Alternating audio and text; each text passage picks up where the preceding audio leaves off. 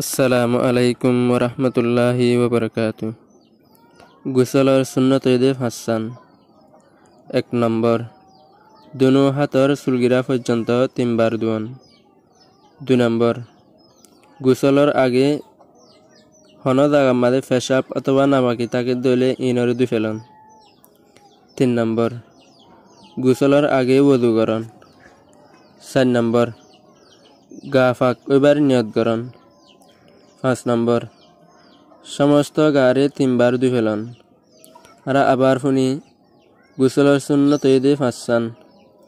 1 নম্বর, দুনো হাতের চুলগিরা পর্যন্ত 3 বার ধোন।